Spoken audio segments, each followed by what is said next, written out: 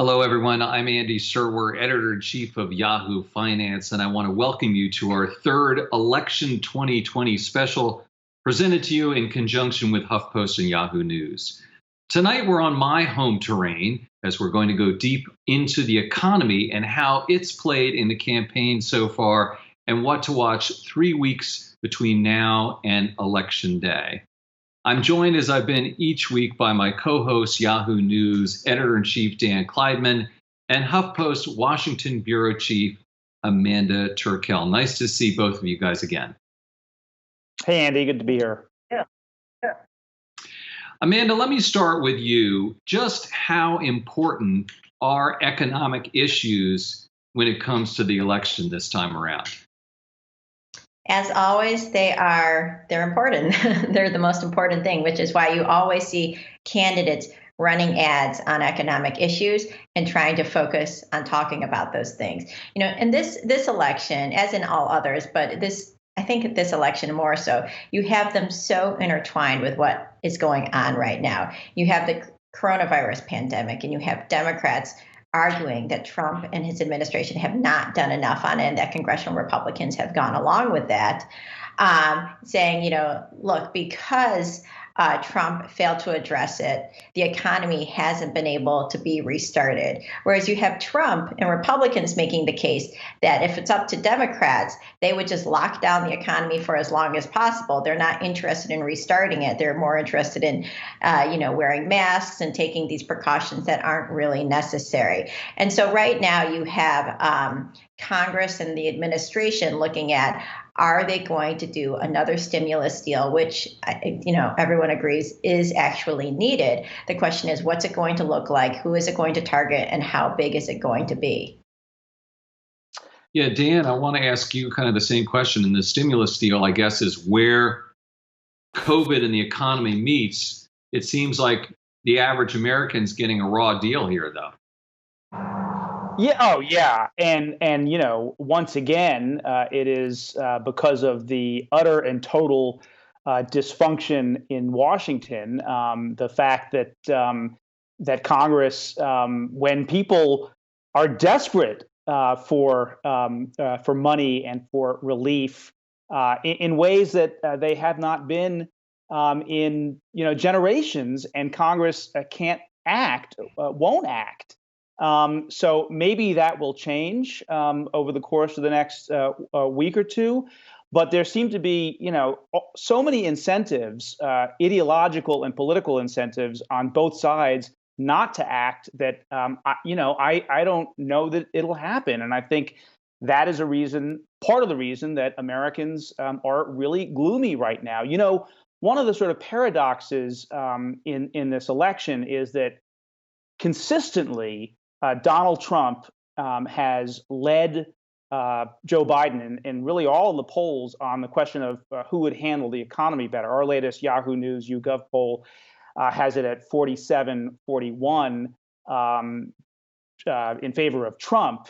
But at the same time, Americans are very gloomy about the state of the economy right now, not just right now, but also going forward into the near future. 45%, so a plurality of those polled, think that the economy is getting worse, and only 29% say it's getting better.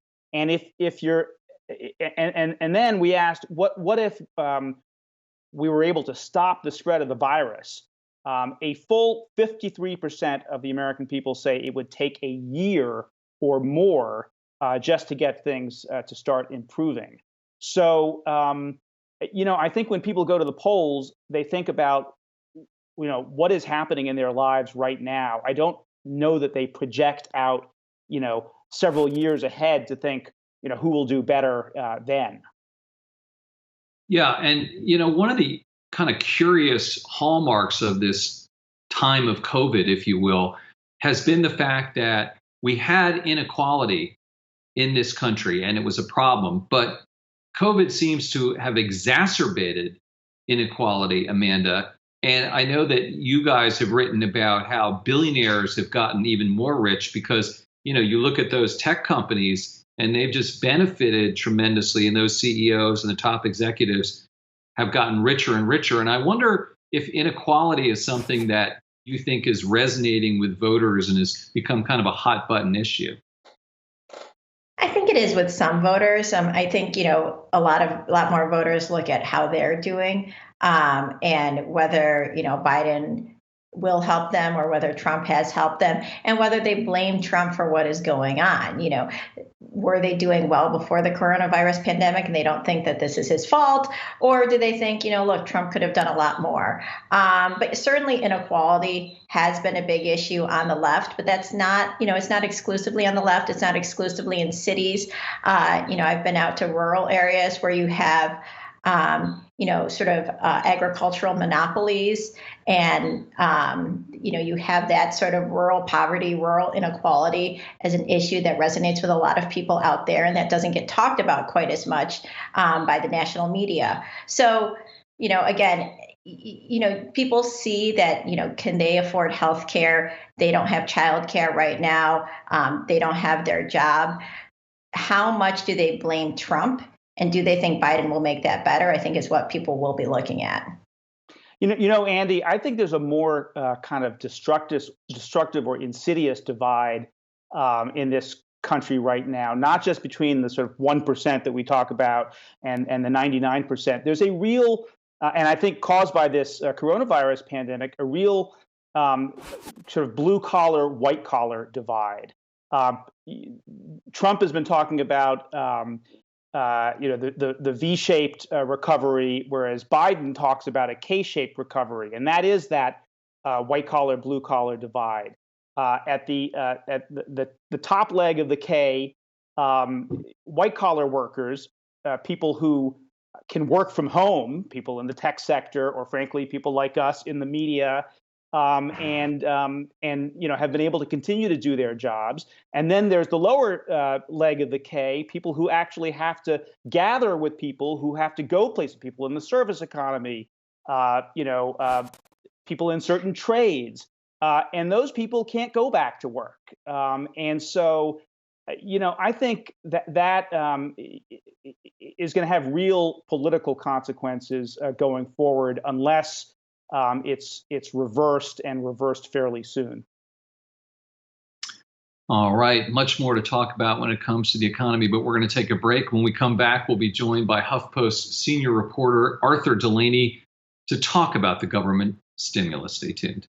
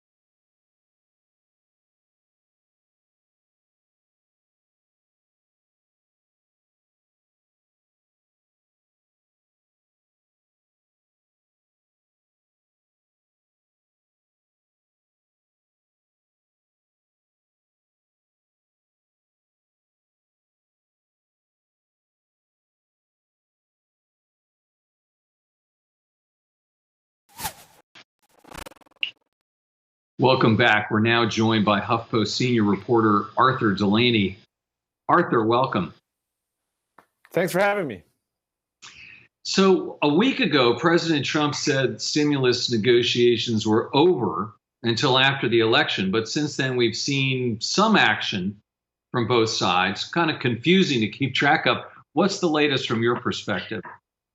Well, one thing to always remember is that President Trump is weird and not involved in these negotiations ever, even though he will occasionally send tweets that appear to affect what's happening. The negotiations are between Treasury Secretary Steve Mnuchin and Nancy Pelosi, and the two sides in recent weeks have come closer to each other's positions a little, but it's not very promising. And just today, Nancy Pelosi sent a letter to her colleagues basically trashing the most recent offer from the Trump administration. Hey, Arthur. So do you think can you talk a little bit more about what Pelosi is thinking? If, you've written about how people actually really do need more relief, do need stimulus funds. She obviously wants a bigger bill than what the administration is proposing, but do you think she's wise in holding out for something bigger, or is she going to get blamed if nothing ends up going through? I think it's a really complicated decision with like a matrix of factors going into it. Obviously, she says she's holding out for a better deal. There's a lot of agreement on some basic things like extra unemployment insurance, money for states, money for schools. But in each of those, the amount of money, there's still disagreement. And then there are other things like PPE for election workers and more money to secure the election. And then the Republicans want to disallow lawsuits against businesses and schools related to coronavirus exposure. So there's agreement on some things, no agreement on others. And it seems like there's growing pressure on Pelosi to just take what she can get. Now, she may not want to do that because incidentally, it would help millions of people and alleviate pointless material suffering. It would also potentially help the president because he would get to send out checks with his name on them to like 120 million households. And that could be a powerful thing for him heading into an election. These could be measures that Pelosi could get closer to the election or after the election, especially if Democrats take the Senate. So there's a lot that she's factoring in. And I don't know how much she's anticipating an election result that's more favorable to Democrats. But if I had to guess, I would say that's clearly a factor. In her letter today, she did say that Trump just wants to put his name on checks. And I think the implication is there that she doesn't want to let him have that. She'd rather wait. All right, so Arthur, go ahead. Go ahead. Dan. I was just going to go ahead, Dan. Yeah, I was just going to say, Arthur, you said that, talked about Trump being weird and not always involved in this process. But he did recently say that he wanted to go big, which was a reversal of his position about not doing a deal until after the election or to be targeted. But I wonder, just politically, if we're seeing how much of a divide we're seeing between Republicans on the Hill and the president, and what the political incentives are for Republicans to stick to their guns, either do a much smaller deal or no deal at all, because some of them might be thinking about life in Washington beyond Trump and maybe getting back to sort of traditional fiscal conservatives, which is what the Republicans have always been about. That's a terrific point. There clearly is and always has been a big divide between traditional Capitol Hill Republicans and their lobbyists and President Trump, who has always had a sort of liberal economic policy agenda where he supports paying money to workers and dishing out checks. He doesn't care how much it's going to cost. That's actually really popular with all voters, not just Democrats, also Republicans, but the Republican elite hates that. And that may be another reason that Nancy Pelosi is hesitant to make a deal with Trump, because what if Mitch McConnell doesn't let it get a vote? We already know that a majority of Senate Republicans, who could be crucial here, don't like this. It would be a handful of Senate Republicans and then the Democrats who pass this.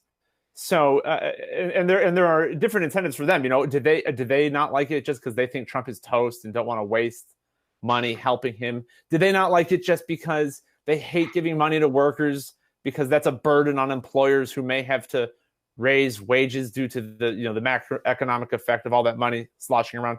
There are a few reasons that Republicans might be against it, and that could also be factoring in to Nancy Pelosi's hesitancy to agree to the White House deal. Arthur, speaking of the president, let's hear what he had to say specifically about why he thinks this deal's not happening right now. Well, Republicans want to do it. We're having a hard time with Nancy Pelosi. She thinks she can influence the election, and I think they're hurting themselves by not doing it. But the Republicans want to do it. We want to do stimulus. We want to help the airlines again because the airlines are always a tough business. We want to help the restaurants, hotels. We want to help businesses that really it's not their fault. It's China's fault. And we want to help them, Maria. And frankly, we're ready to go. We're all ready to go. We can't get Nancy Pelosi to sign the document. Arthur, I'm not sure whether it's China's fault or Nancy Pelosi's fault there. But, I mean, it is the case that there's gamesmanship going on here, calculation on both sides, as you've suggested. Do you think it's a legitimate complaint that the Democrats aren't able to compromise at this point? I mean, why not do something smaller? I think there is a very compelling argument that Democrats ought to just take what they get if what they care about here is helping workers, because what the White House is offering, while much less than what Democrats have sought, is still an incredibly large amount of money, almost $2 trillion. That's more than Republicans let Obama have in the Great Recession. The amount of money the White House is willing to put up for workers, while less than the $600 weekly supplement Democrats want, $400 is still, that's unprecedented. The Congress has never given the unemployed that much money before. So there are some serious wins here. But contrary to what the president said, Republicans are not ready to go. The president's ready to go. Republicans hate this deal completely. Senate Republicans don't like it. They don't want to do it. They would vote against it. House Republicans likely feel the same way. They have ideological reasons, the deficit, too much money for workers. So it's like I was saying before, it's a complicated matrix of factors here. Republicans are definitely not united on this, but it does seem like it's possible that Pelosi could get something through just by making a deal with the White House. A lot to sort through there. Arthur Delaney, senior reporter from HuffPost, thank you very much for helping us see through all that. Thanks for having me. Up next, how the Federal Reserve has shaped the economic debate on the campaign trail. Stay tuned.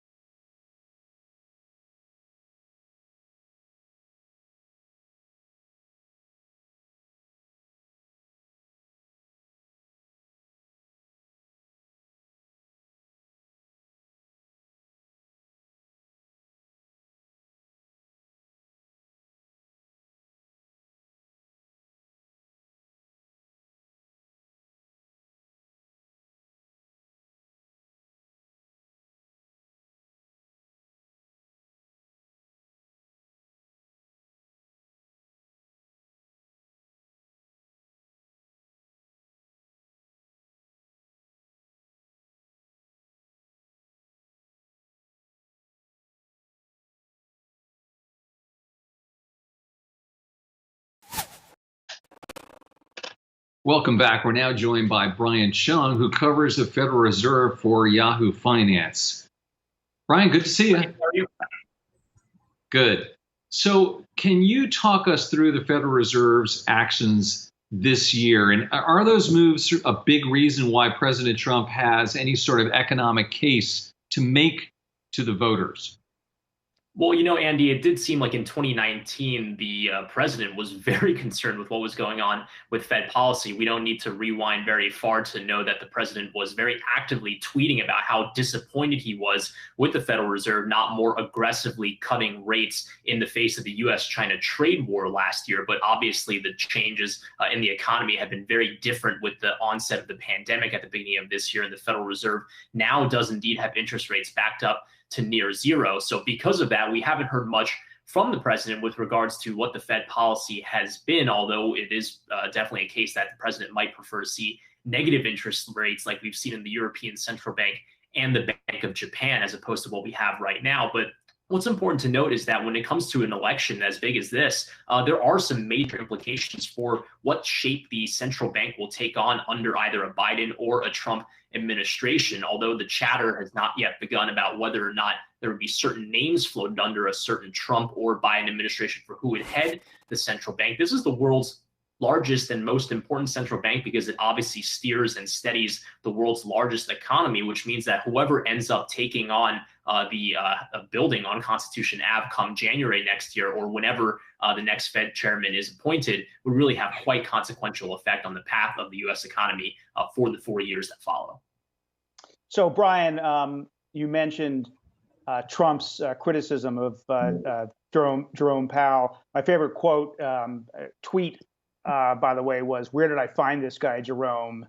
That he tweeted back in 2019. And he says, "I guess you can't win them all." But it raises a question for me: how unusual is it for a president to, for there to be so much open hostility directed at a Fed chairman, a sitting chairman of the Federal Reserve from a president? I recall in the past that there has been tension between, there was tension between Ronald Reagan and Paul Volcker, and Andy before the show reminded me that George H.W. Bush blamed Alan Greenspan for his losing the election to Clinton, but happening openly like this?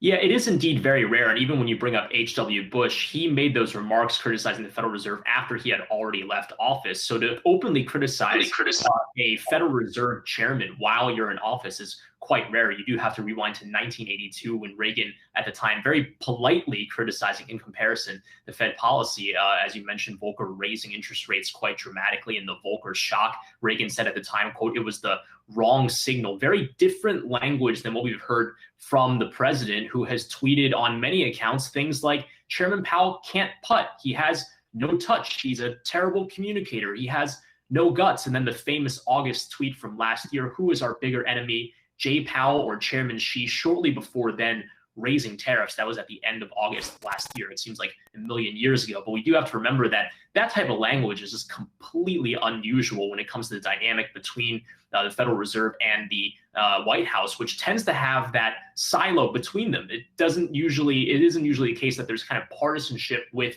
who's at the Fed, even though it is, of course, a political appointee. You have to remember that Ben Bernanke was appointed by George W. Bush. That was renewed under an Obama administration, even with the change of the political parties. Yellen was appointed by Obama in his second term. And although it did seem like maybe there was the possibility that Trump could keep her at first, he ultimately ended up going with someone else because he wanted to make his mark on the Fed, was the way that he described it. But keep in mind, Jay Powell was a person who's been at the Fed for a long time. He is someone that was actually appointed under the Obama administration, even though he is a registered Republican. But again, the type of language calling him a putter who has no touch, that's extremely, extremely unusual. Can a president fire a Federal Reserve chairman? That's a great question. And the discussion of that actually pulled up at the end of last year, or the middle of last year, when Trump was really firing off all these tweets. The answer is no, that at least coming from the Federal Reserve. Now, of course, from the White House, the president had tweeted, actually was on the record as saying he did think he had the authority to do so. It's a good thing there that didn't really end up escalating beyond those types of jawing words, because it's possible that a court would have had to take that up. But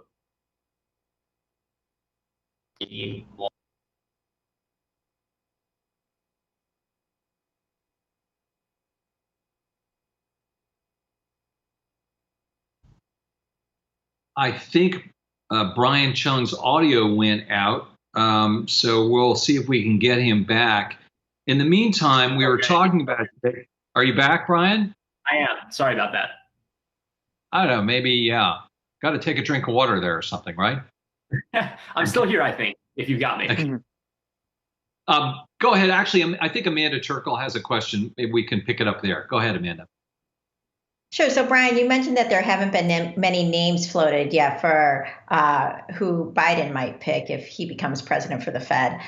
So, do you have any indications, though, on what a Biden policy would look like, or a relationship with the Fed would look like, or what type of person he might be looking for?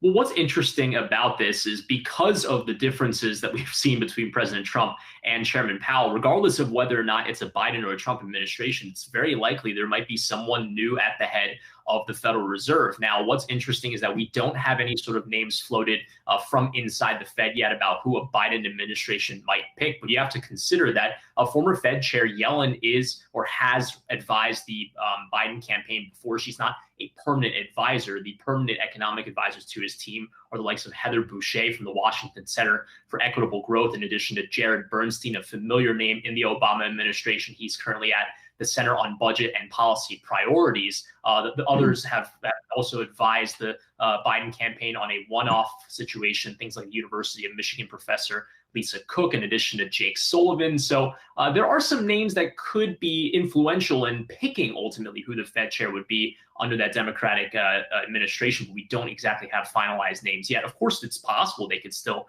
renominate Powell there. On the Trump side, it does seem like he's been trying for some time to get new names at the Federal Reserve. Keep in mind that we're talking about the chair, but the Fed itself has 5 seats, so 4 in addition to the chair.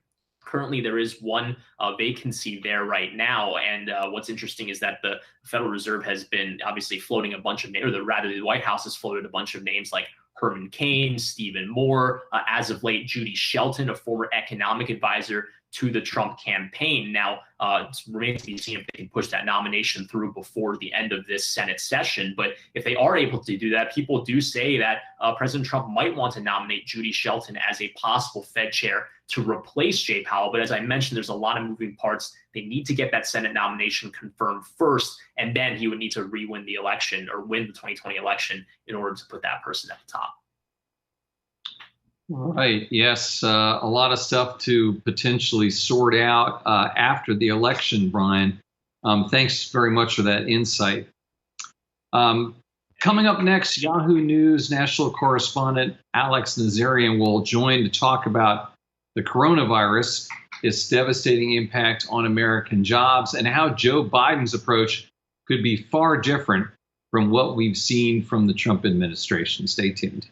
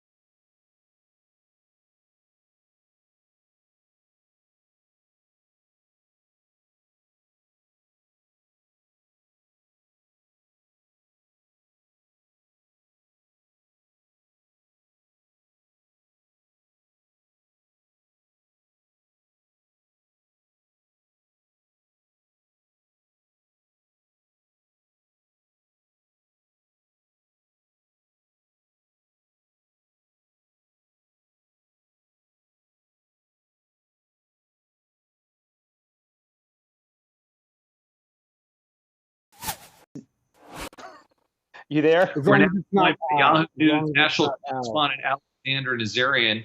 Alexander, you recently wrote about the Trump administration being in a fiasco vortex. Tell us what that means.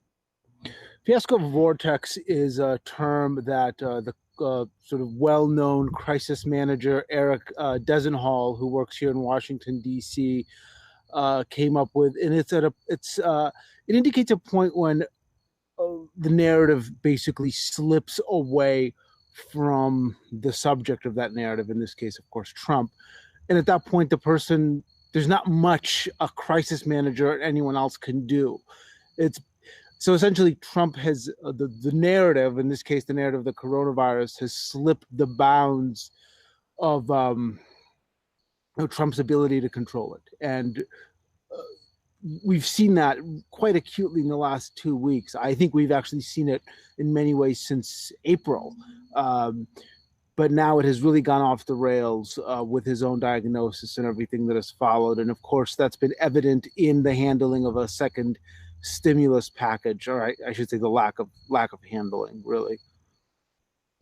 So, Alexander, you have been covering coronavirus since the pandemic started, and it's been front and center in this campaign. I can't remember a presidential campaign when one issue has loomed as large as this one has. Joe Biden has been much stricter about, in terms of his, policy prescriptions, sort of mitigation standards. And he's talked about a national mask mandate. He's talked about keeping the economy much more locked down going forward, as long as this virus continues to spread and doesn't abate. How does he explain how he would deal with the economic toll of that? I mean, you have just the other day a top official at the WHO saying that it's time to end these lockdowns, right. And Biden seems to be going in the opposite direction. So how is he going to sort of explain that? Right. Well, first of all, a mask mandate could actually be even more effective than lockdowns in stopping the spread of the coronavirus. But if we were to do something resembling a lockdown, and you are correct, there's increasingly evidence that lockdowns are not our best measure of halting viral spread. But were we to do something approaching a lockdown, if we were forced to do it, the only way we could is if we had a stimulus, right? We can't both lock down the economy and then starve businesses and individuals of any sort of aid. We're sort of drowning and strangling the economy at the same time, and it's just an utterly nonsensical approach. And I know there are good people on both sides of the aisle trying to sort of resolve that impasse. But as long as the man in the Oval Office continues to send contradictory and confusing messages, I don't see that impasse being resolved. So speaking of contradictory and confusing messages, so obviously Trump had tweeted that he was stopping all negotiation, ordering his representatives to stop all negotiations on the stimulus bill. Now they're negotiating again. Can you talk about, from your reporting, what you heard about, what sort of backlash did Trump get to that, from either within the White House, his administration, and within his own party? A good question, Amanda. I think you'll agree with me that it's basically an open secret at this point that congressional Republicans are exasperated with Trump. I would argue that they have been for a long time. But at this point, he's actually frustrating Mitch McConnell's attempts to get anything done. McConnell has put together this $500 billion proposal, which isn't great, and Pelosi doesn't love it. House Speaker Nancy Pelosi, his adversary, in many ways. But still, whatever prospects exist, Trump seems determined to frustrate them, including when it's Steven Mnuchin, his Treasury Secretary, putting forth ideas. I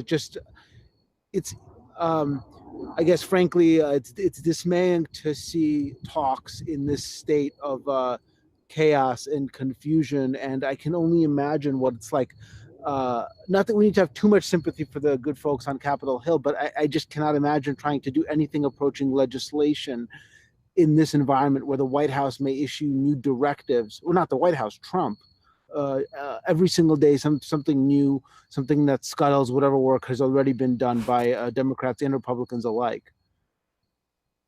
Alexander, you talk about promises and statements coming out of the White House, or more specifically, President Trump. That goes for fighting the coronavirus, specifically when it comes to therapies and drugs. And let's listen to what President Trump had to say on that score.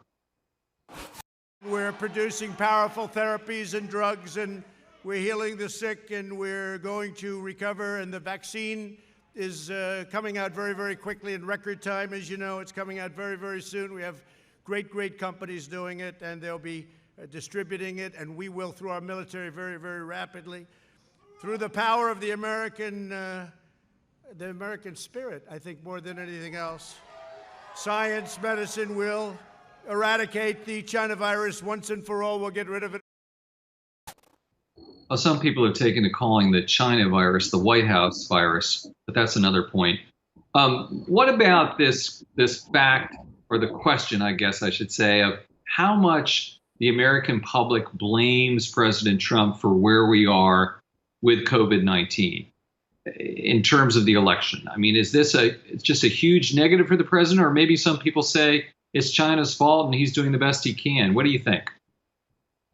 Look, no doubt, Chinese biosecurity was lax, may still be lax. That's not why we have more than 7 million people sick and nearly 250,000 dead, right? That's on us. Whatever happened in Wuhan in December, let the WHO adjudicate that. I don't see. In fact, I have never understood what electoral gain Trump sees by just continually blaming China. Leave aside the fact that it's plainly xenophobic. I just don't see the political benefit for him in doing so, nor in continuing to promise things that will clearly not come to pass, right? Johnson & Johnson had a troubling result in its vaccine trial yesterday. A volunteer had some sort of unexplained illness. And that may be nothing, of course, and the trial may well continue apace. But it just, that the incident highlights the fact that we don't know yet that these vaccines will work for sure, and for Trump to keep saying that is dangerous. And I think if you look at, I think a lot of public health professionals are concerned about this and what it does to public trust. What remains of public trust, I should say. So, Alexander, if we don't get any sort of additional stimulus bill now, say Trump loses, do you think there's any chance something would go through in the lame duck? No, I don't. Do you, Amanda? Not really, but I thought maybe you would think something different.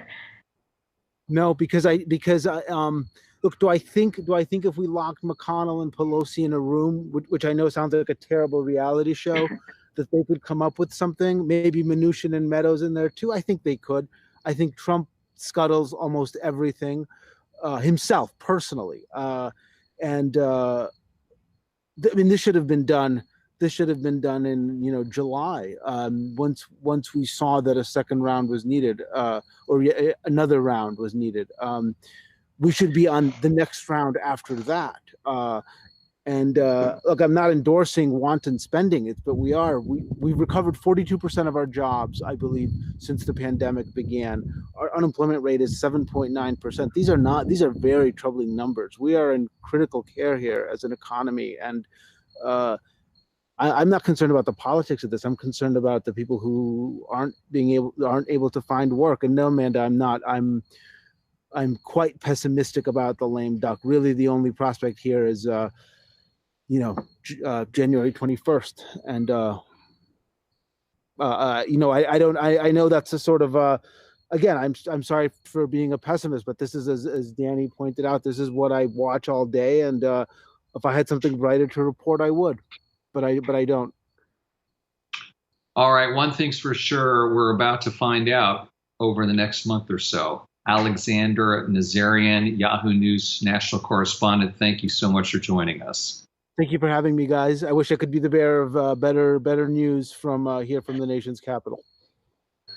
Maybe you're wrong. We'll see. We'll find out. I very much hope I am. Thanks, Coming guys. up next, Washington meets Wall Street. Greg Valliere joins us to discuss investor sentiment around the election and why he says this year doesn't look like 2016. We'll be right back.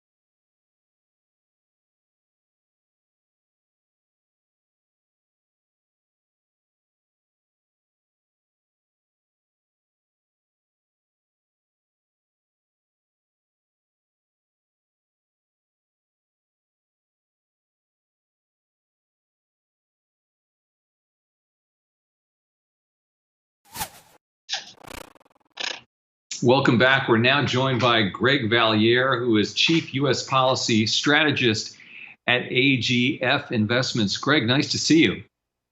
Good to see you, my friend. So here's a nice question for you.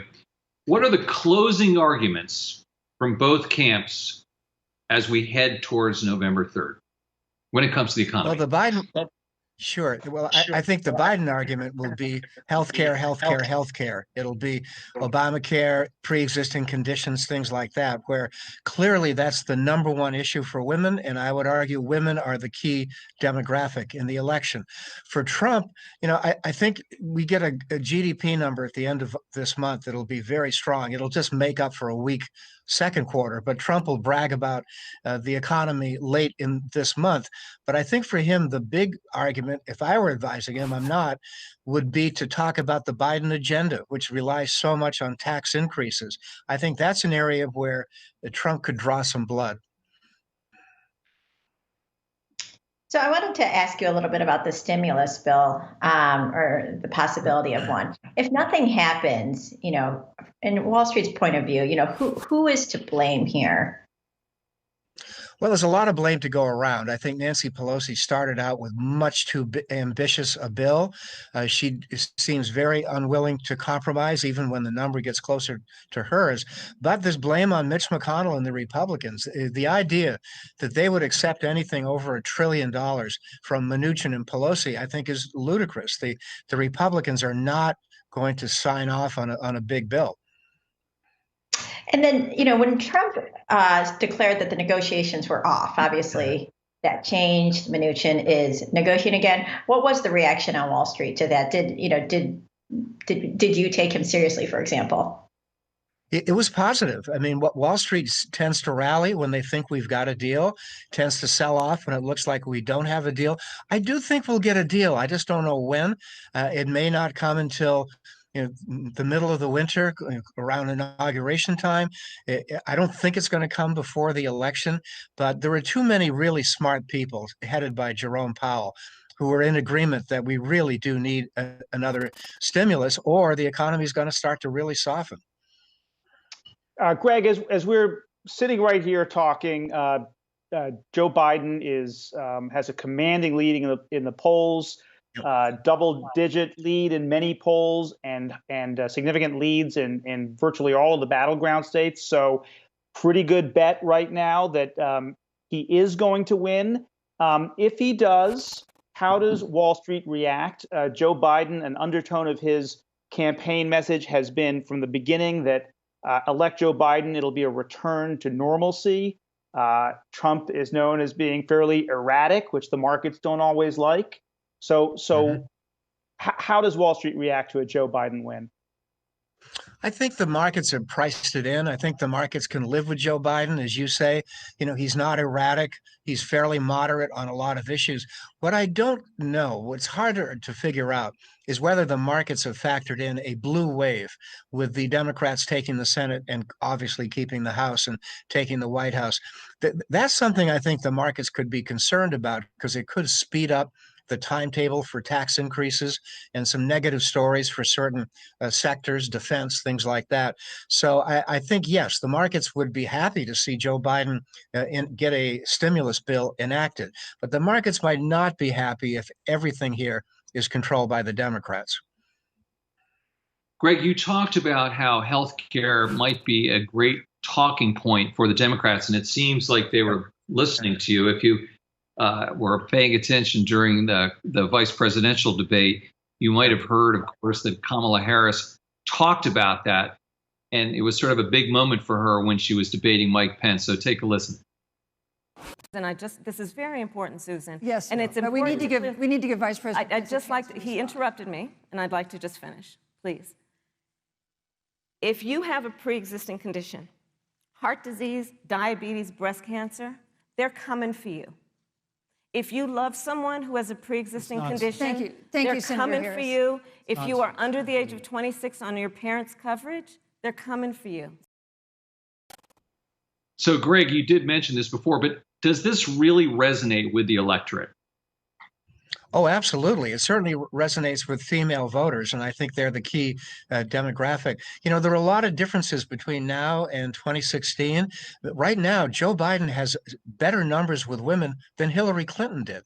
Right now, the Republicans are in money trouble. They're not able to advertise as much as they hoped because they ran out of money. Right now, I think you've got to say the three key states, Wisconsin, Michigan, and Pennsylvania, are definitely tilting to the Democrats. Those are states that Hillary Clinton lost narrowly. So I see a lot of differences between now and 2016 that would point to, my gut feeling is that Biden's going to win by 5 points, maybe 6, and not a landslide, but I think it will be a margin that would not necessitate a disputed legal challenge that could last well into the winter. I was just going to ask you about that. So you really sort of envision this thing getting wrapped up by, say, the second or third week of November? If it's close, obviously, there's two big threats. I mean, one is we may not know on election night. A lot of states, looking at a tidal wave of absentee ballots, may not be able to tell us who won for several days. The other greater threat, of course, is that if Trump appears to have lost narrowly, he'll contest it.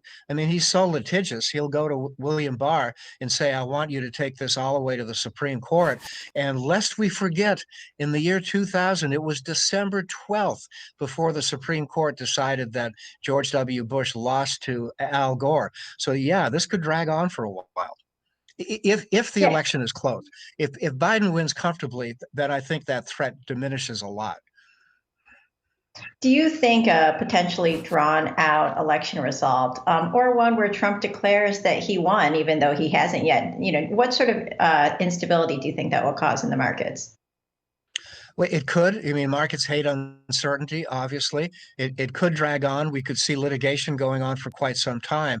I think at some point, the Republicans will go to the White House and tell him, just as they told Richard Nixon in 1974, it's time to give it up. I think that there'll be a consensus in the country that this couldn't continue for a long time. But again, I think we underestimate Trump at our own peril. And I think he will do quite a lot to retain the office, even if it appears that he didn't win. I know that Dan has just said earlier that it looked pretty good for Joe Biden right now. And I think that you wrote a piece, and you just spoke to that a little bit, Greg, about how this is not the same as 2016. But give me the road to victory for Donald Trump. How can he win?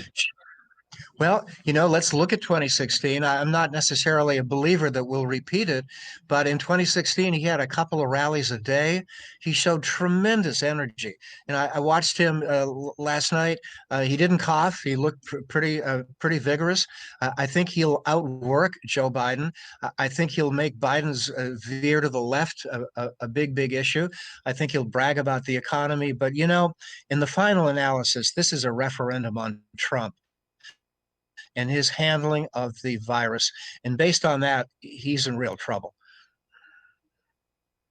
Interesting. All right, Greg Bellier, thank you so much for joining us. Really appreciate it.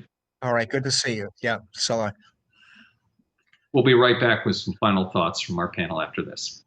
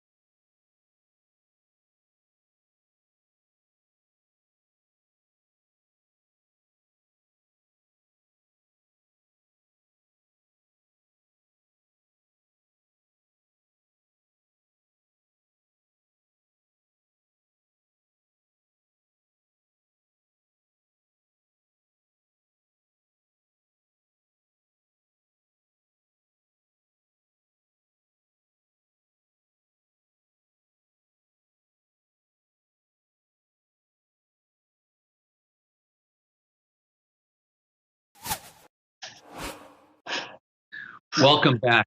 Before we go, Dan and Amanda, maybe I should ask both of you about another front and center issue this week, and that is the Supreme Court confirmation hearings for Amy Coney Barrett. And Dan, let me start with you. I don't know if there is a connection to the economy, keeping it on topic or not, but how do you think that's playing out right now? Well, let me see if I can get to a connection to the economy. But what I'd say is, look, there's not a lot of suspense or drama in this Supreme Court confirmation hearing. The results are pretty much predetermined because the Republicans have the vote, and unless there's something crazy happens, Amy Coney Barrett is going to be confirmed. And so this confirmation hearing, in a lot of ways, has been kind of a proxy for the election, both the presidential election, but also Senate races. There are a number of members of the Senate Judiciary Committee who are in tough reelection campaigns right now. And so what you've seen is on both sides, senators really trying to reach out to specific constituencies for political purposes. And it's really striking on the Democratic side. Here's the connection to the economy. The Democrats have really focused in on the economy, and particularly the ACA, the Affordable Care Act, because of the if Amy Coney Barrett is confirmed, there's a 6-3 conservative majority, and the ACA being on the docket right after the election. The belief is that she would be a vote to overturn Obamacare.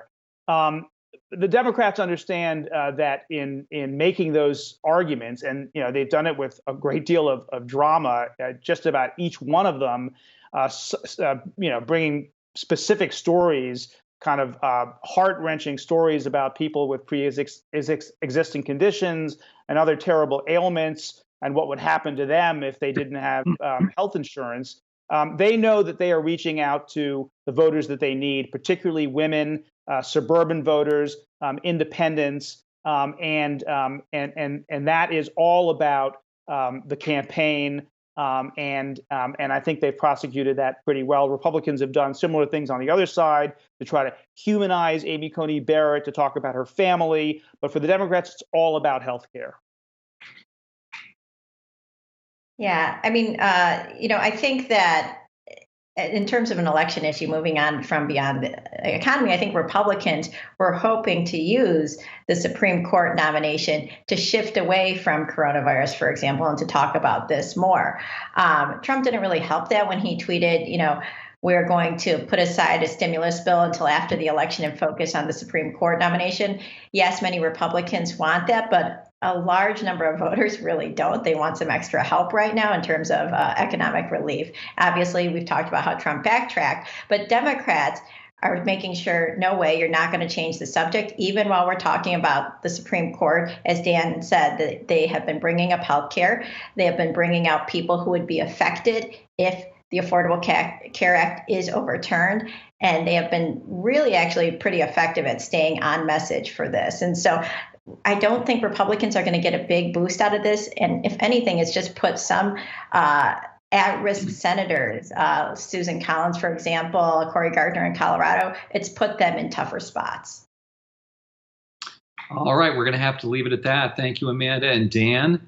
We'll be back next week to talk about the movement for social justice and the last 2 weeks of the race. Up next, stay tuned for a webinar from Yahoo Finance and the Bipartisan Policy Center on where the two parties stand on the student debt crisis. Thanks so much for watching.